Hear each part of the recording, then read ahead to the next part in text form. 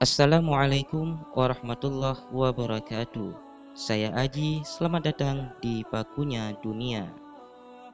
Keberadaan ulama di atas permukaan bumi ini laksana bintang di atas langit yang dapat memberi petunjuk bagi orang-orang yang membutuhkan. Dan pada pertemuan kali ini saya akan membahas kisah habaib. Namun sebelum lanjut, jangan lupa like, komen, dan subscribe. Dan langsung saja, berikut adalah kisahnya.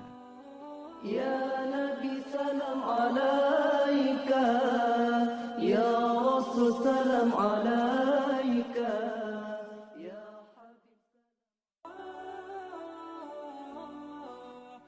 Habib Ali bin Abdurrahman Al-Habsyi atau lebih dikenal dengan sebutan Habib Ali Kuitang merupakan pendakwah sejati. Beliaulah perintis majelis ta'lim di daerah Betawi. Konon majelis ta'lim yang diadakan di Kuitang, Jakarta Pusat merupakan cikal bakal berdirinya majelis ta'lim yang lain di daerah Jakarta. Beliau dikenal memiliki kelebihan dalam dakwahnya yang menyentuh hati. Habib Ali Kuitang begitu dicintai karena beliau tidak pernah mengajarkan ideologi kebencian, iri, dengki, ghibah, dan fitnah. Beliau menjunjung tinggi nilai kemanusiaan, menghormati hak setiap manusia tanpa membedakan latar belakang sosial. Beliau lahir pada hari Ahad tanggal 20 Jumadil Awal tahun 1286 Hijriah ataupun bertepatan tanggal 20 April 1870 Masehi. Buyut Habib Ali bernama Habib Muhammad bin Husin Al-Habsyi. Beliau seorang tokoh masyarakat yang datang dari Hadramaut dan bermukim di kota Pontianak, Kalimantan Barat hingga menikah di sana. Saat itu, beliau berdakwah agama Islam dengan para sultan dari keluarga Al-Qadri di Pontianak. Saat itu, beliau mendirikan Kesultanan Hashimiyah di Kalimantan Barat. Kakek Habib Ali Kuitang bernama Habib Abdullah bin Muhammad bin Husin Al-Habsyi. Beliau berjuang dan berdakwah agama Islam di kota Pontianak, Kalimantan Barat. Setelah lama berselang, kemudian beliau berkeinginan berdakwah dan berdagang di Pulau Jawa. Hingga pada akhirnya beliau menikah di kota Semarang, Jawa Tengah. Saat kembali berlayar ke Pontianak, beliau wafat di dasar laut sebab kapalnya tenggelam. Ayah Habib Ali Kuitang bernama Habib Abdurrahman bin Abdullah Al-Habsyi. Beliau tokoh ulama dan da'i yang hidup zuhud yang lahir di kota Semarang, Jawa Tengah. Kemudian hijrah ke kota Jakarta dan menikah dengan darah Dayu Betawi asal Jatinegara yang bernama Hajjah Salma. Habib Abdurrahman bin Abdullah Al-Habsyi wafat di Jakarta pada tahun 1296 Hijriah. Jasad beliau dimakamkan di kawasan Cikini, tepatnya di belakang Taman Ismail Marzuki, Jakarta Pusat, yang saat itu milik Raden Saleh. Sedangkan Hajjah Salmah, yakni ibu Habib Ali Kuitang, wafat pada tanggal 2 Rajab 1351 Hijriah, dan jasad beliau dimakamkan di Pemakaman Umum Tanah Abang. Masa kecil Habib Ali Kuitang dididik dalam lingkungan sendiri. Beliau dibimbing secara ketat oleh kedua orang tuanya. Ayah beliau, yakni Habib Abdurrahman Al-Habsyi, menaruh harapan besar kepada Habib Ali agar kelak menjadi ulama besar, pendakwah sejati, sebagaimana isyarah dari takwil mimpi Habib Syekh bin Ahmad Bafaqih Boto Putih, Surabaya. Takdir berkata lain, Habib Abdurrahman, ayah Habib Ali Kuitang, tidak lama mendampingi putranya. Beliau wafat saat Habib Ali menginjak usia 10 tahun. Sebelum wafat, sang ayah berpesan kepada istrinya, nanti Ali anak tercintanya supaya dikirimkan ke Hadramaut, Yaman Selatan untuk menimba ilmu agama Islam kepada para ulama di sana. Masa pendidikan Habib Ali Kuitang ada dua masa, yang pertama di Hadramaut, Yaman, dan masa kedua di Tanah Jawa, Indonesia. Demi melaksanakan pesan suaminya, Hajjah Salmah menjual satu-satunya perhiasan gelang beliau untuk bisa memberangkatkan anaknya, yakni Habib Ali, ke Hadramaut. untuk menimba ilmu agama Islam, sebab di saat wafat suaminya tidak meninggalkan harta benda apa-apa. Tepatnya selang 1 tahun dari kewafatan sang ayah, akhirnya Habib Ali yang saat itu berusia 11 tahun berangkat menuju Hadramaut hanya dengan bekal ongkos tiket kapal laut. Sesampainya di Hadramaut, pertama kali yang dituju Habib Ali sesuai dengan wasiat ayahnya adalah Rubat ataupun pesantren asuhan Habib Abdurrahman bin Alwi Al-Idrus. Habib Ali saat nyantri di Hadramaut tergolong santri yang rajin dan aktif. Beliau santri yang tak kenal lelah dalam belajar dan mencari ilmu. Selain berguru kepada Habib Abdurrahman bin Alwi Al-Idrus, beliau juga berguru kepada ulama-ulama terkemuka di Hadramaut, Yaman. Saat menimba ilmu agama di Hadramaut, Habib Ali mencari nafkah dengan bekerja sebagai pengembala kambing, dan dari hasil upah mengembala tersebut dipergunakan untuk menopang kebutuhan hidupnya selama menimba ilmu agama. Pekerjaan mengembala kambing ini rupanya telah menjadi kebiasaan kebanyakan para salihin, terutama para nabi. Begitulah hikmah ilahi dalam mendidik orang-orang besar yang akan diberikan tugas memimpin umat ini. Tentu saja dengan kebiasaan bekerja dan tirakat di atas beliau dilakukan dengan senang hati, sebab beliau menyadari ibunda tercinta tidak mampu untuk mengirim uang kepadanya selama nyantri di Hadramaut. Saat itu tahun 1300 Hijriah, Habib Ali bin Muhammad Al-Habsyi mengadakan acara besar-besaran pengajian Maulid Nabi Muhammad SAW yang dihadiri ulama-ulama terkemuka Hadramaut. Dalam acara tersebut, Habib Ali yang berstatus santri menggunakan waktu dengan sebaik-baiknya. Di acara itu, beliau gunakan untuk meminta ijazah kepada mereka. Setelah Habib Ali belajar ilmu agama selama 7 tahun di Hadramaut, kemudian pada tahun 1303 Hijriah ataupun 1886 Masehi, beliau mematangkan ilmu agama kepada para ulama dan habaib-habaib sepuh di Pulau Jawa.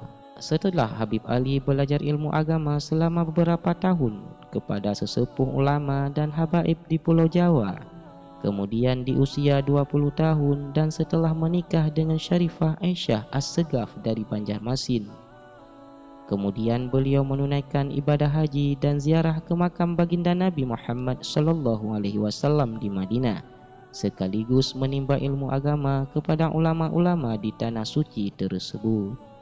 Di saat Habib Ali menimba ilmu agama baik di Hadramaut maupun di tanah air, beliau merupakan sosok yang sangat ta'zim kepada gurunya. Habib Abdurrahman, cucu Habib Ali, pernah bercerita terkait dengan hal ini. Sebelum mendapat izin dari Habib Ahmad bin Hasan Al-Attas yang merupakan guru Habib Ali di Hadramaut, Habib Ali tidak berani memakai imamah. Setelah mendapat ijazah dan sang guru telah mengizinkannya, baru beliau memakai imamah setiap saat. Saking takzimnya sama guru, Habib Ali selalu menyelipkan surat-surat wejangan dari gurunya di sela-sela imamah yang beliau pakai. Di saat beliau wafat, sesuai dengan wasiatnya, imamah, surban, tasbih dan surat-surat tersebut dimasukkan ke dalam makamnya beserta kain selempangan untuk duduk yang biasanya dipakai oleh penduduk Hadramaut. Nasihat Habib Ali sangat banyak sekali sebab beliau ahli berdakwah dengan jam terbang yang padat. Demikian juga beliau memiliki majlis ta'lim yang berisikan nasihat dan petuah-petuah beliau. Berikut ini pesan Habib Ali yang beliau tulis di masa hidupnya bagi siapa saja yang akan menziarahi makamnya apabila beliau telah wafat. Jangan letakkan tromol pada makam. Arti tromol adalah kotak amal, artinya dilarang memberikan atau meletakkan uang di makam beliau. Jangan letakkan kemian ataupun air di atas makam.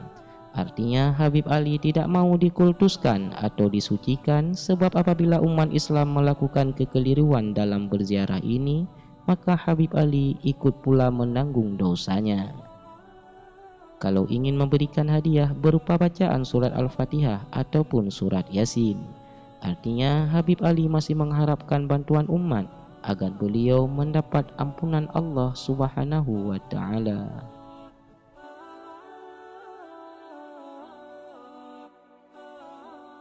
Di antara kecil kisah karamah yang pernah terjadi pada Habib Ali Kuitang adalah menurunkan hujan. Kisah ini riwayat dari Habib Muhammad, putra Habib Ali Kuitang. Cerita ringkasnya, suatu ketika Habib Ali berkunjung ke daerah Hadramaut seperlu silaturahmi kepada ulama-ulama Hadramaut dan berziarah ke makam para wali di Hadramaut. Saat ke Hadramaut ini ditemani putranya, yakni Habib Muhammad Al-Habsyi. Di antara kunjungan itu, beliau menyempatkan diri menghadiri majlis ta'limnya Habib Alwi bin Abdullah bin Sahab di kota Tarim. Melihat kedatangan Habib Ali Al-Habsyi, kemudian Habib Alwi langsung menyambut dengan penuh penghormatan dan menempatkan Habib Ali duduk di bagian depan berdampingan dengan Habib Alwi. Kemudian Habib Alwi berkata di hadapan jamaah yang hadir, "Para hadirin, kita semua telah kedatangan seorang ulama dari Jawa, Betawi, yang namanya sudah tidak asing lagi di negeri ini, yakni Habib Ali Kuitang. Atas kehadiran beliau di majelis ini, kami meminta kepadanya untuk berdoa kepada Allah Subhanahu wa Ta'ala agar turun hujan di negeri ini. Sebab sudah cukup lama tidak turun hujan yang berdampak kekeringan di mana-mana. Dan kita meminta kepada tamu kita, yakni Habib Ali, agar berdoa kepada Allah Subhanahu wa Ta'ala." Atas permintaan tersebut, Habib Ali Kuitang sempat menolak karena beliau datang ingin meminta doa. Namun karena dipaksa, akhirnya beliau berdoa kepada Allah Subhanahu wa Ta'ala. Selesai berdoa, acara majlis ta'lim dilanjutkan kembali oleh Habib Alwi. Namun karena cuaca mulai mendung, Habib Alwi berkata kepada hadirin, "Sepertinya majlis ta'lim hari ini dicukupkan sampai di sini saja, sebab sebentar lagi kayaknya akan turun hujan." Sesaat setelah majlis ta'lim dibubarkan, hujan turun cukup lebat dan Habib Ali Kuitang bermalam di rumah Habib Alwi. Mengingat hujan cukup lebat hampir 1 hari dan tidak kunjung reda, akhirnya ada salah satu jamaah yang mewakili penduduk kota Tarim meminta kepada Habib Alwi bin Abdullah bin Sahab agar meminta kepada Habib Ali berdoa agar hujan lebat itu dialihkan ke sungai-sungai saja. Akhirnya Habib Alwi bin Abdullah bin Sahab meminta lagi kepada Habib Ali, "Ya Habib Ali, mohonkan kepada Allah Subhanahu wa Ta'ala agar hujan ini diturunkan di sekitar kota saja yang tidak ada rumah-rumahnya. Karena kalau tidak, rumah-rumah kami yang terbuat dari tanah dan hujan tidak kunjung berhenti, bisa berakibat banyak rumah yang hancur." Mendengar perkataan Habib Alwi, kemudian Habib Ali Kuitang berdoa kepada Allah Subhanahu wa Ta'ala. Dan selesai Habib Ali berdoa, hujan berangsur-angsur menjauh dan tergeser sampai tidak menetes di rumah masyarakat kota Tarim. Melihat kejadian ajaib itu, Habib Alwi memeluk Habib Ali seraya berkata, "Ya Habib, antum mutajabud doa. Beruntung sekali negeri yang di dalamnya ada engkau. Tidak bisa keluar dari makam bila caranya salah." Kisah ini riwayat dari Bapak Hasbani, penjaga makam Habib Ali Kuitang.